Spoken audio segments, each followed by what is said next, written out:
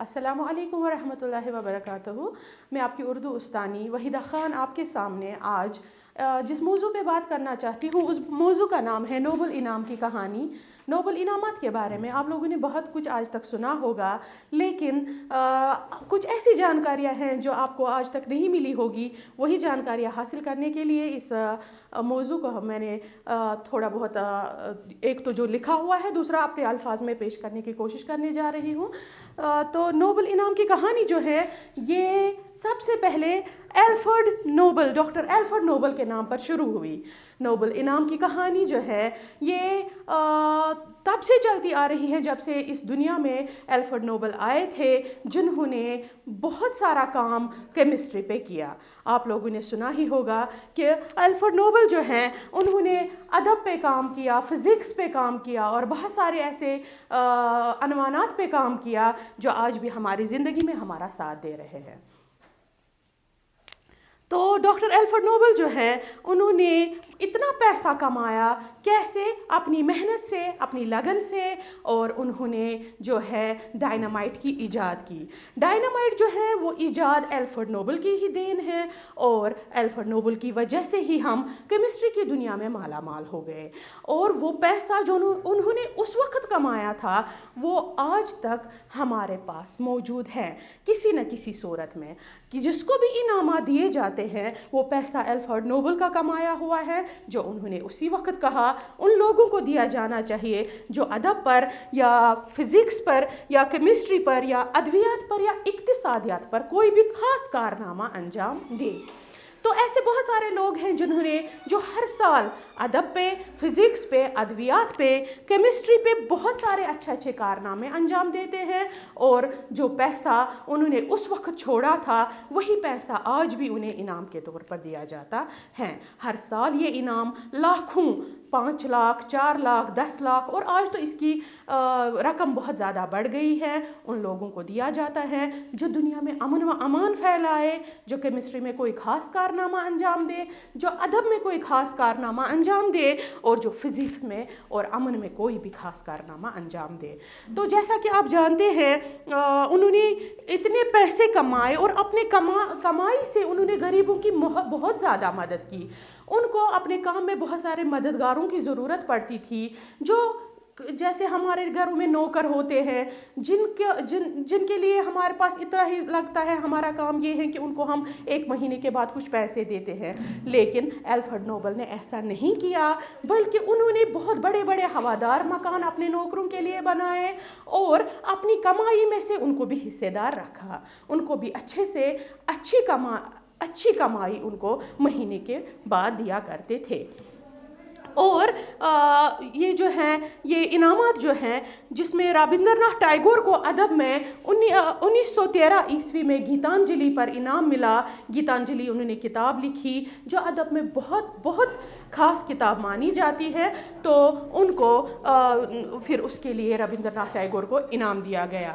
اور ایسے ہی ادویات میں ڈاکٹر ہرگوبند کھرانا کو یہ انعام ملا. انہوں نے ادویات میں بڑے بڑے کارنامے انجام دیے اور ان کو اس کے لیے یہ انعام دیا گیا. سی وی رمن جو ہیں ان کو فزکس پہ یہ انعام دیا گیا. انہوں نے فزکس میں بڑے بڑے کارنامے انجام دیے تو ان کو یہ انعام اس کے لیے دیا گیا. اور امرتا سین جو ہے ان کو اقتصادیات میں یہ انعام دیا گیا. یہ ہندوستان کے اور بیرون ملکوں کے مختلف ایسے لوگ تھے جن کو یہ انعام ملا، اور تب سے ہر سال جو بھی کوئی سال میں بڑا کارنامہ انجام دیتا ہے ان کو یہ انعام رقم بڑھا کر دیا جاتا ہے. اور اسی طرح سے ڈاکٹر ایلفرڈ نوبل جو ہیں ان کا نام آج بھی زندہ ہے. انہوں نے ڈائنامائٹ کی ایجاد کی، اور ڈائنامائٹ اس لیے نہیں ایجاد کیا کہ دنیا کو فنا کر سکے، جنگوں میں اس کو استعمال کیا جا سکے، نہیں، بلکہ صرف اس لیے उन्होंने इसकी ईजाद की ताकि बड़े बड़े पहाड़ों को डायनामाइट से तोड़कर लोग पत्थर मुहैया करें, पत्थर हासिल करें और अपने लिए, घरों के लिए, स्कूलों के लिए, कॉलेजों के लिए संगी बुनियाद डालें। उनका मकसद कभी जंग नहीं था, वो कभी नहीं चाहते थे मैं जंग करूं और जंग पर पैसे खर्च करूं, बल्कि वो हमेशा चाहते थे कि वो दुनिया में अमन व अमान कायम करे। उन्होंने जिस लड़की से शादी करना चाहिए वो इस दुनिया में नहीं रही, तो फिर उन्होंने ज़िंदगी भर शादी नहीं की और अपना सारा पैसा अच्छे कामों में लगा लिया। मुख्तलिफ लोगों की मदद करके, गरीबों की मदद करके, जिनको जानकारी नहीं थी दुनिया की उनको जानकारी देकर, तो उन्होंने उन सब की मदद की और अपना पैसा पानी की तरह बहाया सिर्फ़ और सिर्फ मुल्क के अमन व अमान के लिए। और ऐसे लोग हमेशा ज़िंदा रहते हैं, कभी नहीं मरते।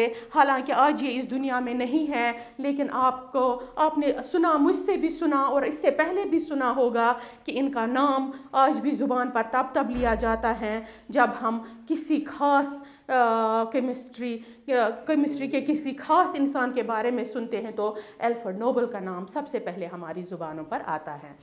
तो एल्फ्रेड नोबल जो हैं उन्होंने लोगों को ये नसीहत भी की कि आपस में सलाह से रहो, अमन से रहो, और अमन में ही भलाई है, सलाह में ही भलाई है। तो उनके कहने पर कई लोगों ने केमिस्ट्री पे काम करना शुरू कर दिया, बहुत सारे केमिकल्स बनाए, बहुत सारी इजादात हुई, लेकिन आज भी एल्फ्रेड नोबल का नाम सबसे पहले लिया जाता है, बाकी साइंसदानों का नाम बाद में लिया जाता है।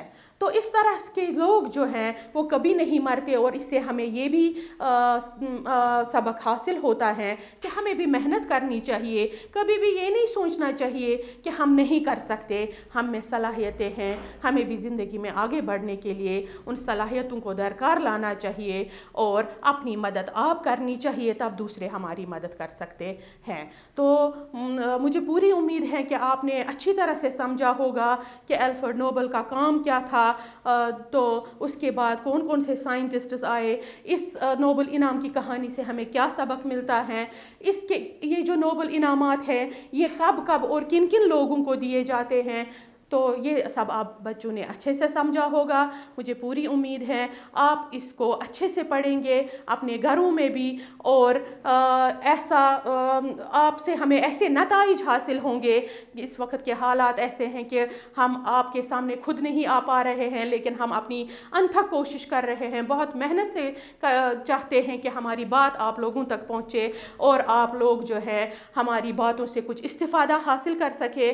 तो बराए मेहरबानी आप अपने वालिदैन की मदद से भी घर में इन बातों को समझ लीजिए और इस चैप्टर को खुद भी बहुत अच्छे से पढ़िए, ताकि आपको मेरी एक एक बात समझ में आ जाए। और जब हम इंशाल्लाह फिर से मिले तो मैं आप लोगों से पूछूंगी, और मैं कभी ना उम्मीद नहीं होना चाहती। बाकी वस्सलाम।